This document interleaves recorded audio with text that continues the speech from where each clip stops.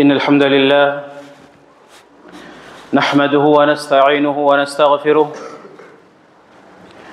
ونعوذ بالله من شرور أنفسنا ومن سيئات أعمالنا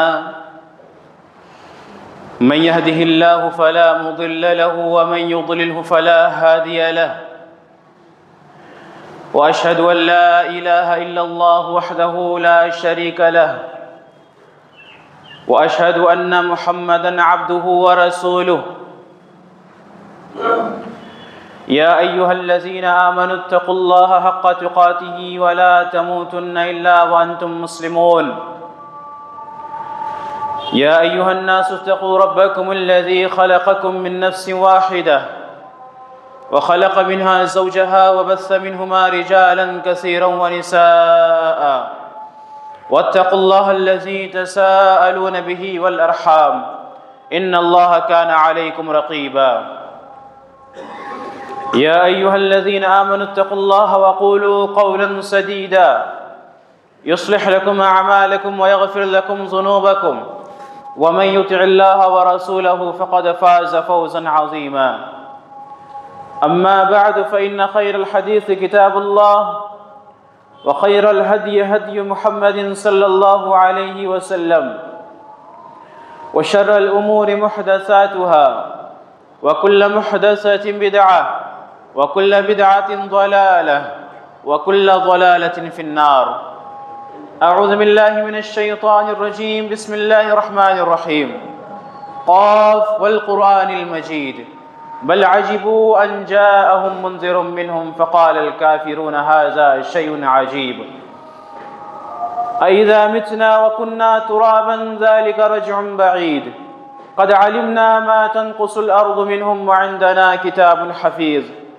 بل كذبوا بالحق لما جاءهم فهم في أمر مريج أفلم ينظروا إلى السماء فوقهم كيف بنيناها وزيناها وما لها من فروج والأرض مددناها وألقينا فيها رواسي وأنبتنا فيها من كل زوج بهيج تبصرة وذكرى لكل عبد منيب ونزلنا من السماء ماء مباركا فأنبتنا به جنات وحب الحصيد والنخل باسقات لها طلع نضيد رزقا للعباد وحيينا به بلدة ميتا كذلك الخروج كذبت قبلهم قوم نوح وأصحاب الرس وثمود وعاد وفرعون وإخوان لوط وأصحاب الأيكة وقوم تبع كل كذب الرسل فحق وعيد أفعينا بالخلق الأول بل هم في لبس من خلق جديد وقال الله جل وعلا لقد رضي الله عن المؤمنين إذ يبايعونك تحت الشجرة رب اشرح لي صدري ويسر لي أمري واحلل عقدة من لساني يفقهوا قولي ربي زدني علما اللهم ربي زدني علما معزز سامعین کرام، ہر طرح کی تعریف، بڑائی، بزرگی، حمد و ثنا اللہ رب العالمین کے لیے ہے۔ درود اور سلام ہو تمام انبیاء کرام پر، خصوصاً ہمارے آخری نبی محمد عربی جناب محمد رسول اللہ صلی اللہ علیہ وسلم پر، اللہم صلی وسلم وبارک علیہ۔ پچھلے خطبہ جمعہ میں جو باتیں ہوئی تھی اسی موضوع کو آگے بڑھانا ہے، اور اگر ہمارے ذہن میں بات ہو تو ہم نے بتایا تھا کہ شیعہ مذہب کی بنیاد کیسے پڑی، کس نے رکھی، اس کی شروعات کیسے ہوئی، اور اس کے کچھ عقائد انہی کے کتابوں کے حوالوں سے بیان کیے گئے تھے۔ اسی طریقے سے شیعی عقائد میں ایک عقیدہ رجعت کا ہے۔ رجعت کا عقیدہ مطلب یہ ہے کہ قرب قیامت یہ جو 12 امام ہیں وہ دوبارہ اس دنیا کے اندر واپس آئیں گے۔ اہل سنت والجماعت کا اس سلسلے میں عقیدہ کیا ہے رجعت کا؟ وہ عیسیٰ علیہ الصلاۃ والسلام کے تعلق سے ہے کہ جب دجال کا فتنہ برپا ہوگا تو اللہ تبارک و تعالیٰ جس نے عیسیٰ علیہ السلام کو آسمانوں پر اٹھا لیا ہے، دوبارہ زمین پر اللہ تبارک و تعالیٰ بھیجے گا، واپس کرے گا، اور وہ اس فتنے کا خاتمہ کریں گے۔ یہ اہل سنت والجماعت کا عقیدہ ہے جو کہ احادیث سے ثابت ہے۔ لیکن شیعوں کا یہ عقیدہ کہ ان کے 12 امام دوبارہ اس دنیا کے اندر آئیں گے، یہ ان کے خود ساختہ عقائد میں سے ہے، من گھڑت عقائد میں سے ہے، جس کی تائید کے لیے انہوں نے من گھڑت اور موضوع روایتوں کا سہارا لیا۔ اسی طریقے سے ان کے یہاں اپنے اماموں کے تعلق سے بڑی غلو آمیز باتیں کہی جاتی ہے، بڑی مبالغہ آرائی کی جاتی ہے، اور مبالغہ اس حد تک کیا جاتا ہے کہ اماموں کا درجہ انبیاء اور رسول سے بڑھا دیا جاتا ہے، یہاں تک کہ بعض ان کے روایتوں کے مطابق حضرت علی رضی اللہ عنہ کا درجہ اللہ کے نبی صلی اللہ علیہ وسلم سے بھی اونچا ہے، اور انہوں نے اپنے اماموں کے تعلق سے ایسے ایسے صفات وضع کیے ہیں جو صرف اللہ تبارک و تعالیٰ کے لیے خاص ہیں۔ مثال کے طور پر ان کی سب سے مشہور کتاب الاصول الکافی، ہم جس طریقے کا درجہ صحیح بخاری کو دیتے ہیں، شیعوں کے یہاں اصول الکافی کا وہ درجہ ہے محمد ابن یعقوب کلینی کی کتاب ہے۔ اس کتاب کے اندر وہ اپنے ائمہ کے تعلق سے لکھتا ہے کہ اماموں کو علم غیب پر مکمل اختیار ہے، وہ غیب کی جو خبریں جاننا چاہیں فوراً جان سکتے ہیں، اور یہیں پر بس نہیں، آگے میں واضح کرتا ہے کہ اماموں کے اختیار میں ان کی موت بھی ہے، وہ اپنی مرضی سے موت کو اختیار کرتے ہیں، پسند کرتے ہیں، اور کہتا ہے کہ جس امام کے اختیار میں موت نہ ہو یا وہ علم غیب کا جاننے والا نہ ہو، وہ امت کے لیے حجت نہیں ہو سکتا۔ اس طرح کی باتیں اور اس طرح کی جرت کون کر سکتا ہے کہ اماموں کے لیے وہ صفات انہوں نے بیان کر دیے جو صرف اور صرف اللہ تبارک و تعالیٰ کے لیے خاص ہونی چاہیے۔ اسی طریقے سے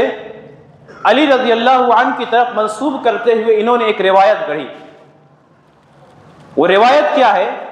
کہ علی رضی اللہ عنہ کہتے ہیں کہ اللہ تبارک و تعالیٰ نے مجھے جنت اور جہنم پر قدرت عطا فرمائی ہے، میری ملکیت میں دی ہے کہ میں جسے چاہوں جنت میں داخل کروں اور جسے چاہوں جہنم میں داخل کروں، اور فرشتے گواہ ہیں، جبریل گواہ ہے، اسرافیل و میکائیل گواہ ہیں،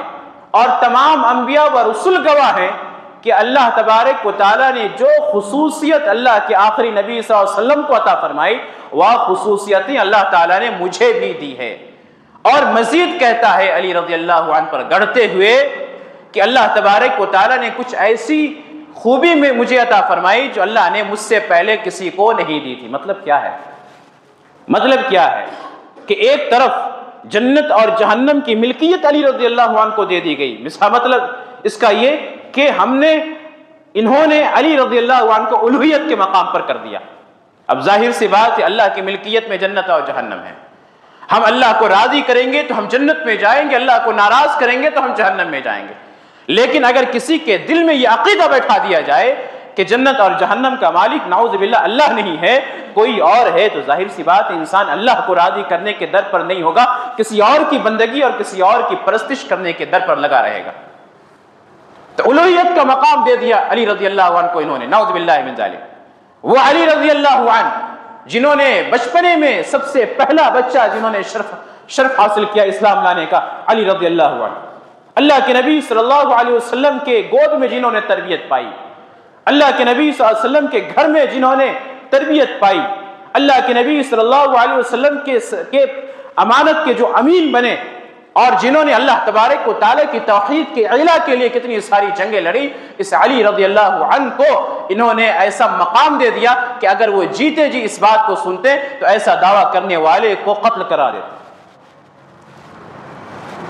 کہ بعض خوبیاں مزید کہتے ہیں کہ بعض خوبیاں اللہ تعالیٰ نے مجھے وہ دی جو اللہ نے مجھ سے پہلے کسی کو نہیں دی ہے۔ تو اس سے کیا مطلب نکلتا ہے کہ جتنے بھی انبیاء آئے، جتنے بھی رسول آئے، ان تمام انبیاء کو، ان تمام رسول کو اللہ تبارک و تعالیٰ نے ان خوبیوں سے محروم رکھا ہے۔ میرا درجہ اللہ نے نبیوں سے اور رسولوں سے بڑھا دیا ہے۔ حالانکہ ہم صحیح روایتوں کو جب پڑھتے ہیں تو دیکھتے ہیں کہ اللہ کے نبی صلی اللہ علیہ وسلم کے لیے یہ صفت ہے۔ اللہ کے نبی صلی اللہ علیہ وسلم نے ارشاد فرمایا کہ مجھے 6 ایسی چیزیں عطا فرمائی گئی ہیں جو مجھ سے پہلے کسی کو نہیں دی گئی۔ اوتیت 6 لم یعطہن مثلی قبل، کہ مجھے 6 ایسی چیزیں عطا کی گئیں جو مجھ سے پہلے کسی کو نہیں دی گئی۔ اللہ کے نبی صلی اللہ علیہ وسلم کا یہ دعویٰ ہے صحیح احادیث کی روشنی میں، لیکن یہ دعویٰ انہوں نے علی رضی اللہ عنہ پر فٹ کر دیا۔ کہتے ہیں کہ وہ چیزیں کیا ہے کہ فضائل و مناقب کا علم اللہ تعالیٰ نے انہیں دیا، مصائب اور مشکلات کا علم اللہ تعالیٰ نے انہیں دیا۔ دیکھتے جائیے، موت کے اوپر قدرت اللہ تبارک و تعالیٰ نے انہیں دی،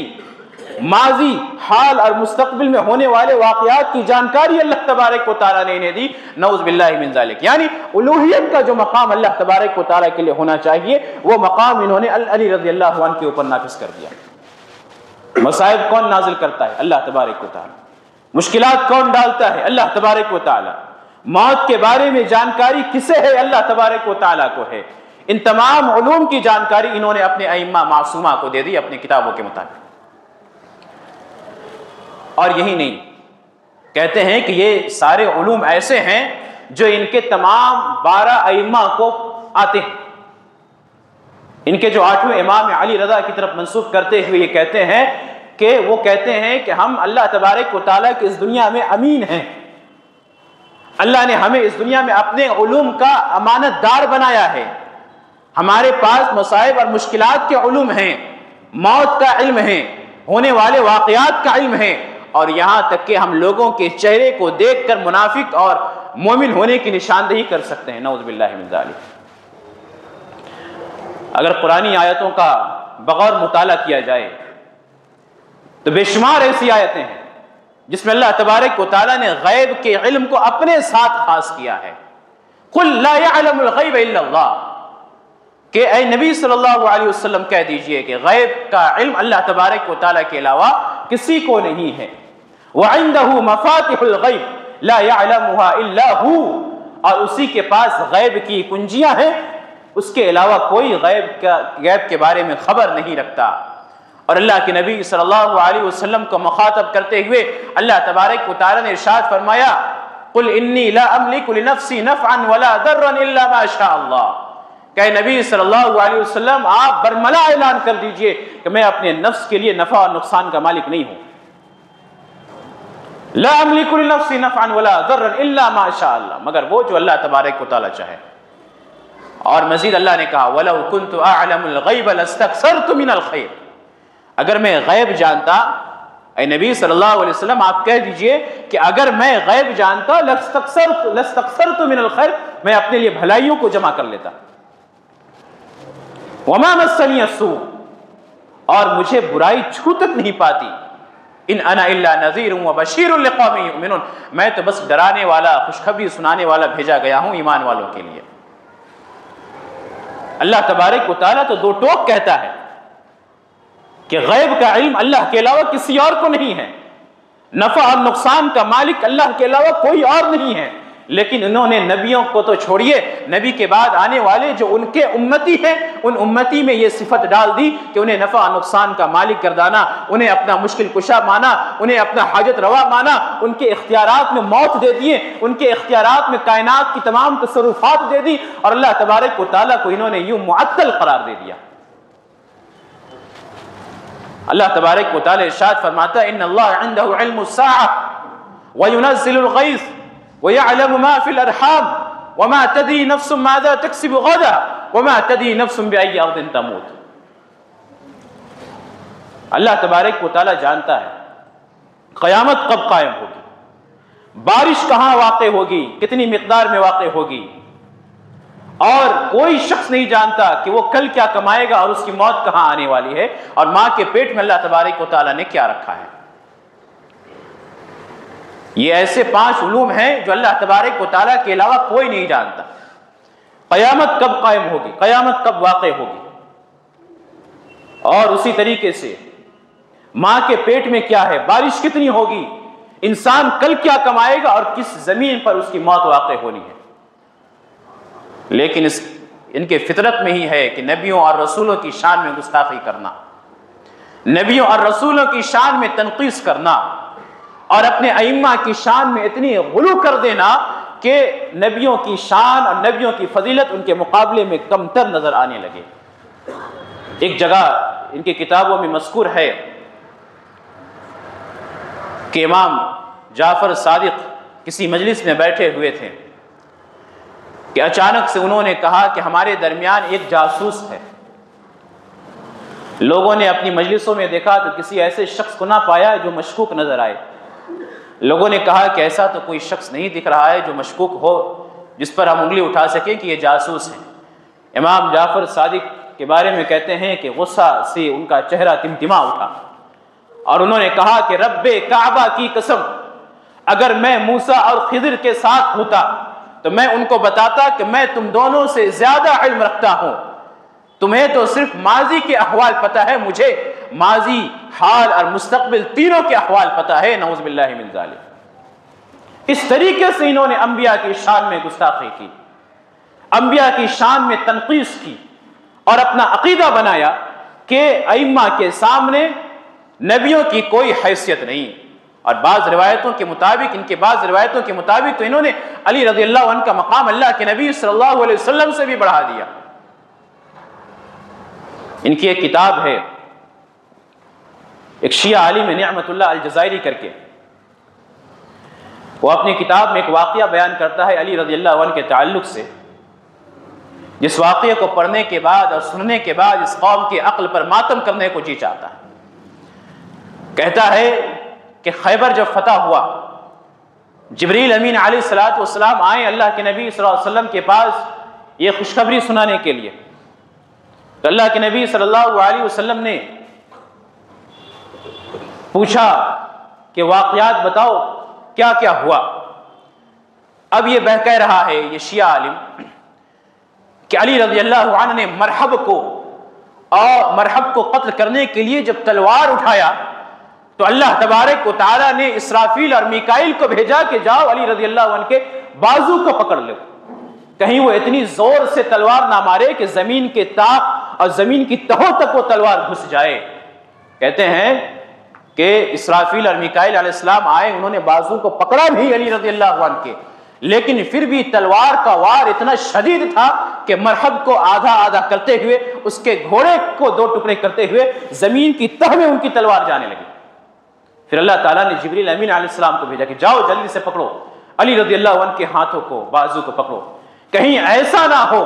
کہ ان کی تلوار اس بیل کے سینگ تک پہنچ جائے جس نے اس دنیا کو اپنے سینگوں پر اٹھایا ہوا ہے اور زمین درہم برہم ہو جائے. جبریل امین آتے ہیں، علی رضی اللہ عنہ کے تلوار کا وار پکڑتے ہیں، اس کے بوجھ کو اٹھاتے ہیں اور کہتے ہیں کہ مجھے ایسا لگا علی رضی اللہ عنہ کے تلوار کا جو بوجھ تھا، جو وزن تھا، وہ قوم لوط کے ان 7 بستیوں کے وزن سے بھی زیادہ تھا جسے میں نے رات سے صبح تک اٹھائے رکھا. اس طرح کے خرافات اور اس طرح کے افسانے انہوں نے اپنے ائمہ کے تعلق سے رائج کر دیے اور گڑھ لیے. اور مزید کہتا ہے کہ جس دروازے کو، خیبر کے جس دروازے کو رات میں 40 لوگ مل کر بند کرتے تھے، علی رضی اللہ عنہ کی جب ڈھال ٹوٹ گئی استعمال کرتے کرتے، انہوں نے اس دروازے کو ایک ہاتھ سے توڑا، اپنے ہاتھوں سے پکڑا اور پھر قتال کرنے لگے. کہاں سے لاتے ہیں ایسی خرافات دماغیں، ایسی خرافات سوچ؟ اب ظاہر سی بات ہے جس کی نسل یہودیت سے چل رہی ہو ان کے ذہن میں یہ ساری باتیں آ رہی ہیں. تو اپنے ائمہ کے تعلق سے اس طرح کے من گھڑت افسانے اور موضوع روایتیں بیان کرتے ہیں تاکہ ان کو الوہیت کے مقام پر فائز کرتے ہوئے چلے جائیں اور نبیوں کو ان کے معاملے میں، ان کے مقابلے میں کمتر اور ہیچ دکھایا جائے. اسی طریقے سے ان کے عقائد میں سے ایک سب سے خطرناک عقیدہ ہے صحابہ کرام کی شان میں گستاخی کرنا. صحابہ کرام کی شان میں گستاخی کرنا. آج جب موقع آتا ہے محرم الحرام کا تو صحابہ کرام کی فضیلت کے اوپر تقریریں کیوں کی جاتی ہیں؟ اسی لیے کی جاتی ہے کہ ہمارے ذہن میں صحابہ کرام کی عظمت اور صحابہ کرام کی قربانی تازہ رہے، ان کے تعلق سے بیان کیے جانے والی فضیلتیں ہمارے ذہن میں تازہ ہو جائیں، ہم ان کی قربانیوں کو سمجھیں کہ انہوں نے کس قربانی کو دے کر اللہ تبارک و تعالیٰ کی خوشنودی حاصل کی تھی۔ اسی وجہ سے صحابہ کرام کی عظمت کو بیان کیا جاتا ہے۔ ایک طرف جہاں لوگ صحابہ کرام کی شان میں تنقیص کر رہے ہوتے ہیں، تو کیا ہم صحابہ کرام کی عظمت کو سال کے کسی مہینے میں ہم بیان نہ کریں؟ پھر بعض یار آ کر کہتے ہیں کہ مولانا صاحب مکرر خطبہ کرتے ہیں، خطبہ دہراتے ہیں، ریپیٹ کرتے ہیں۔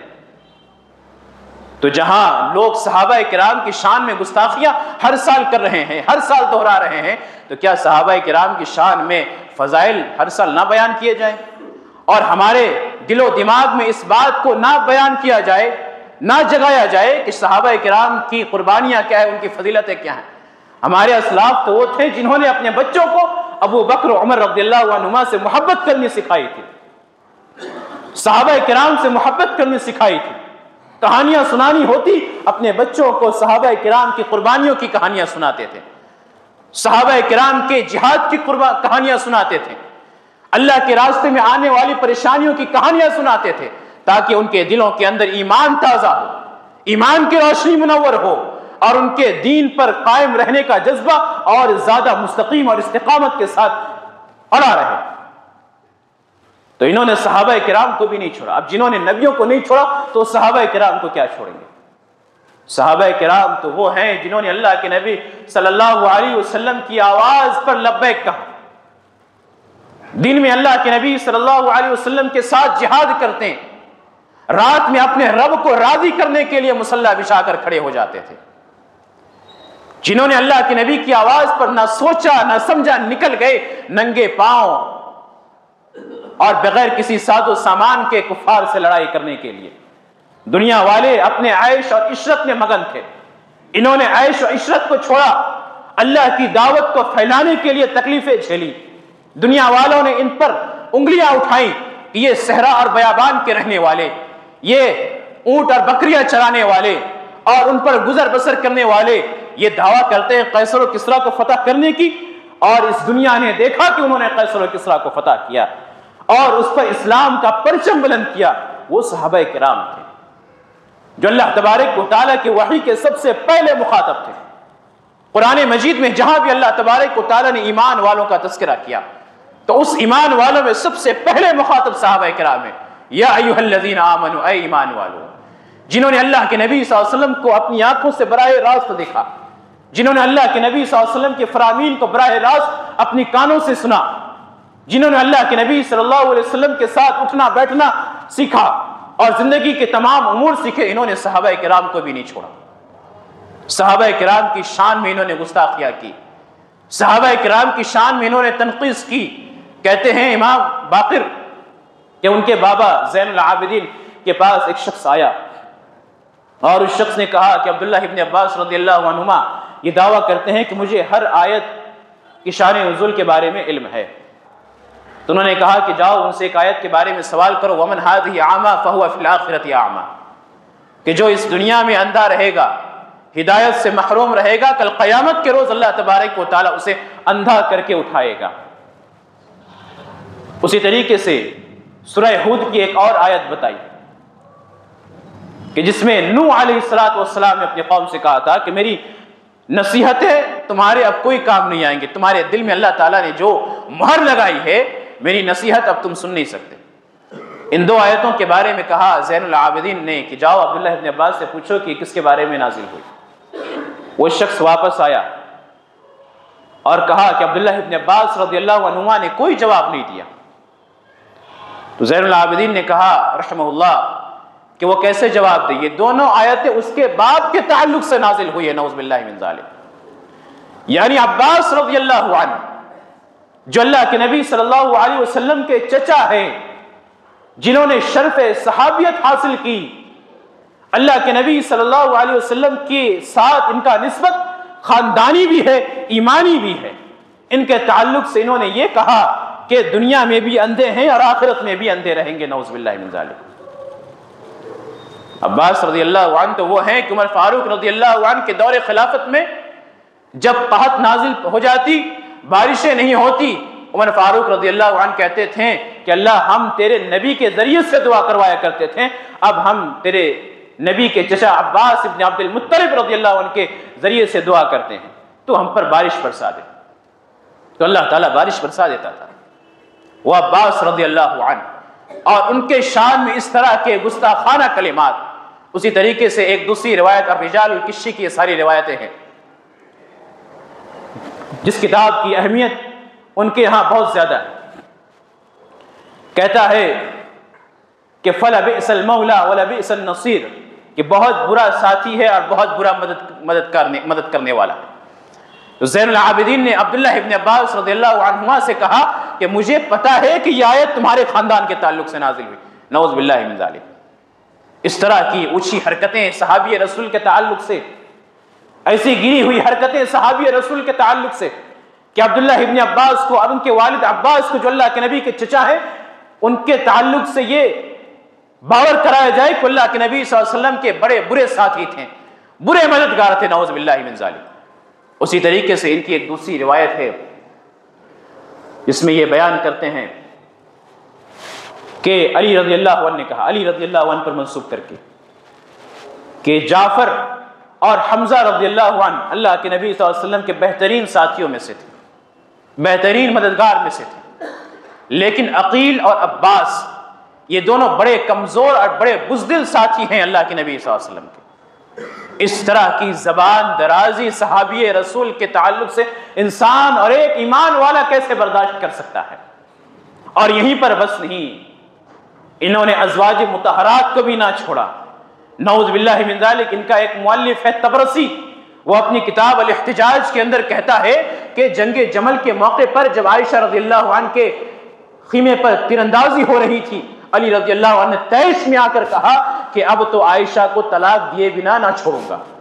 نعوذ باللہ من ذالک۔ یہ سارے من گھڑت روایتیں آپ اگر سنیں گے تو ایک ایمان ہونے کے ناطے اور مومن ہونے کے ناطے انسان کے ذہن میں یہ جذبہ تو ضرور پیدا ہوگا کہ کیسی قوم ہے اور کیسی قوم سے ہمارا سامنا ہوتا ہے۔ علی رضی اللہ عنہ نے کہا کہ میں عائشہ کو طلاق دیے بنا اب نہ چھوڑوں گا۔ اس پر ایک صحابی نے کہا کہ ہاں میں نے اللہ کے نبی صلی اللہ علیہ وسلم سے سنا تھا کہ علی میرے بعد میری بیویوں کا معاملہ تمہارے اوپر سپرد ہے، تمہارے سپرد ہے۔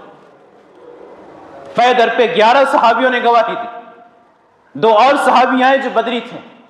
کہتے ہیں کہ عائشہ رضی اللہ عنہ رونے لگی۔ تو اس طرح کے خرافات ازواج مطہرات کے تعلق سے جن کے بارے میں اللہ تبارک و تعالیٰ نے فرمایا وَأَزْوَاجُهُمْ أُمَّهَاتُهُمْ، کہ ان کی بیویاں اللہ کے نبی صلی اللہ علیہ وسلم کی بیویاں اے مومنوں تمہاری مائیں ہیں، تمہاری امہات ہیں۔ تو ایک امتی اپنی ماؤں کے تعلق سے کہے گا کہ میں تمہیں طلاق دیے بنا نہ چھوڑوں گا،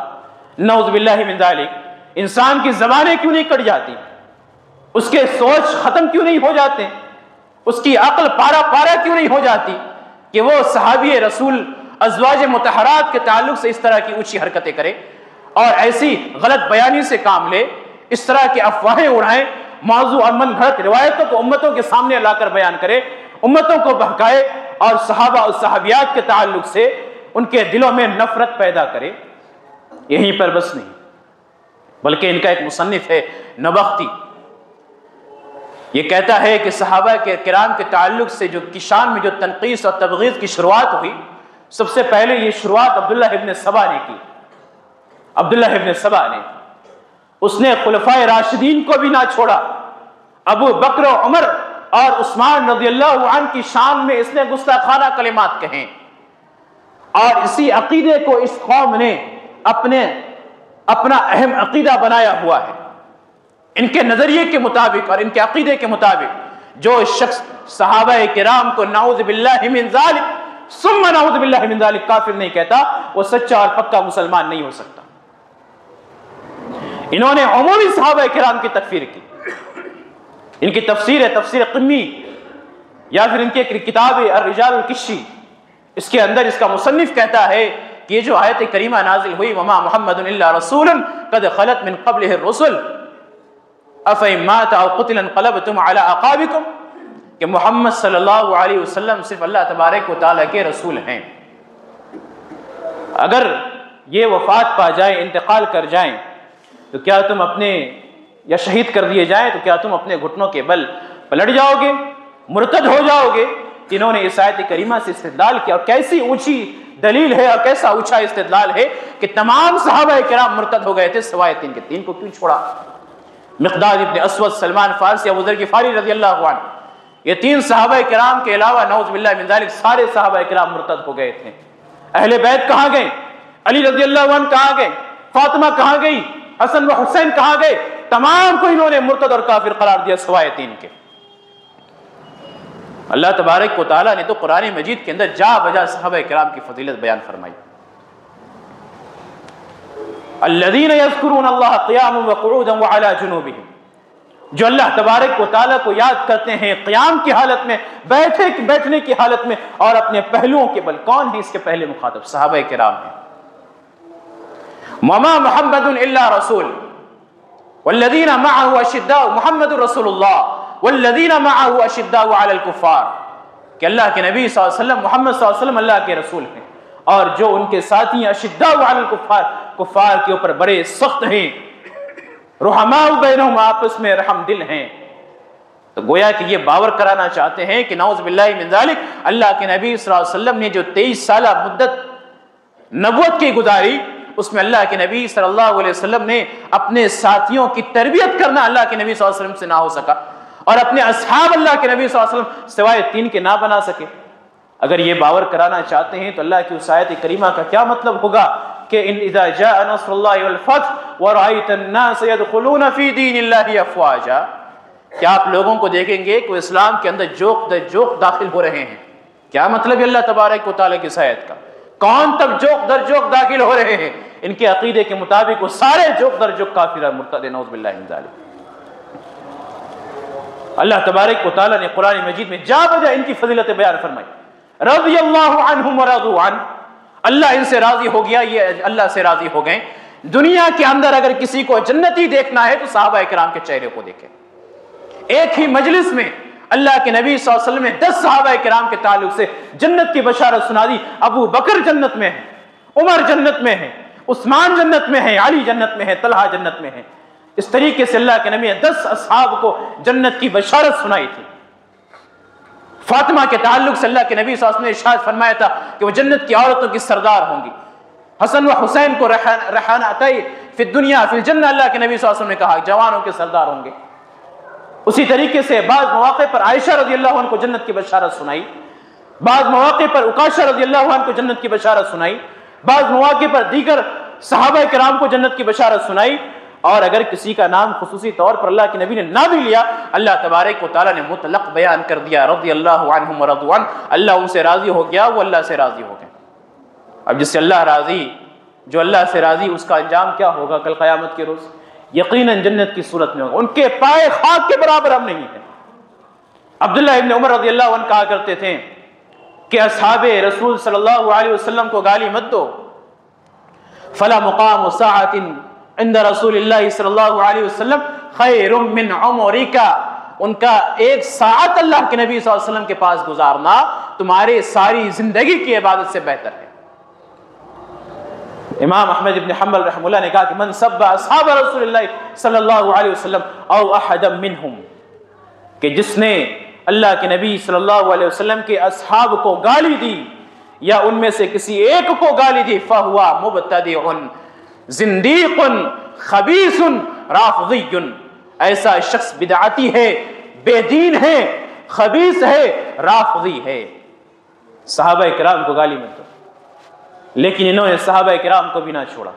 اب ظاہر سی بات ہے، منصوبے کو سمجھیے۔ اللہ کے نبی صلی اللہ علیہ وسلم پر جو وحی نازل ہوئی،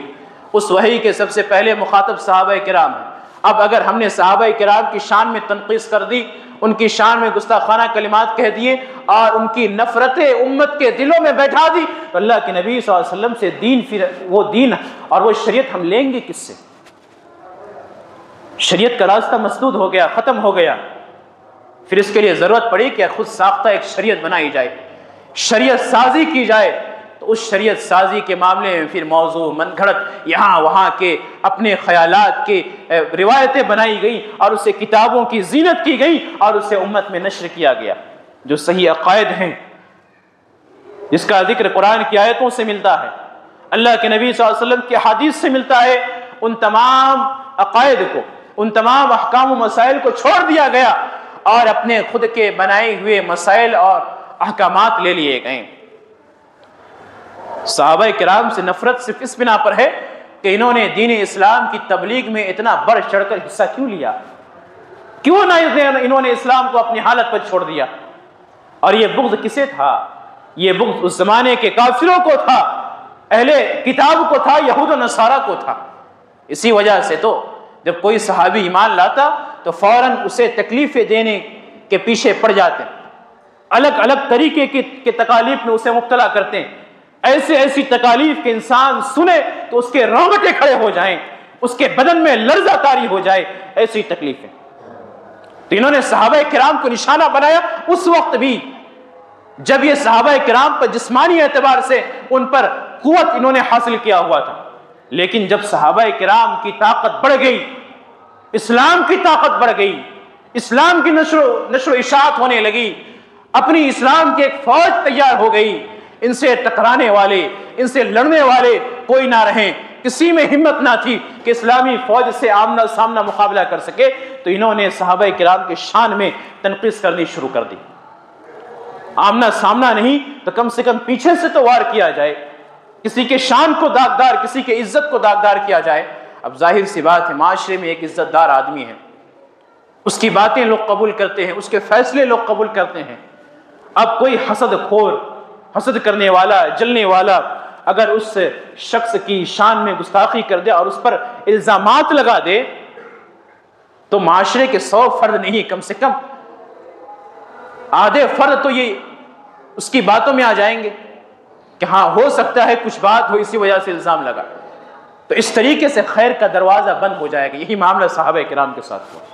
اللہ تبارک و تعالی ہمیں ہدایت دے، اللہ تبارک و تعالی اس قوم کو ہدایت دے، ان کے عقلوں کو درست کرے، اگر پھر بھی درست نہ ہو رہی ہو تو اللہ تبارک و تعالی ہی ان کا معاملہ خود دیکھے۔ اللہ سے دعا ہے الہ العالمین ہمیں صراط مستقیم پر گامزن رکھ، الہ العالمین صحابہ کرام کے عزتوں کی دفاع کرنے کی توفیق عطا فرما، الہ العالمین نبیوں کے اوپر مکمل طور پر ایمان رکھنے کی توفیق عطا فرما، اس طرح کی حرکت کرنے والوں کو کرارا جواب دینے کی توفیق عطا فرما، ہمیں اللہ کے نبی صلی اللہ علیہ وسلم سے محبت کرنے، ان کی سنتوں کو اپنانے کی توفیق عطا فرما، ہمیں صرف تیری توحید کا پرچم بلند کرنے، تیری توحید کی دعوت دینے کی توفیق عطا فرما، اور جب خاتمہ ہو تو الہ العالمین تیری توحید پر ہمارا خاتمہ ہو، اور اس حالت میں خاتمہ ہو کہ ہم تجھ سے راضی اور تو ہم سے راضی ہو چکا ہے۔ وما علینا الا البلاغ، وآخر دعوانا ان الحمد للہ رب العالمین۔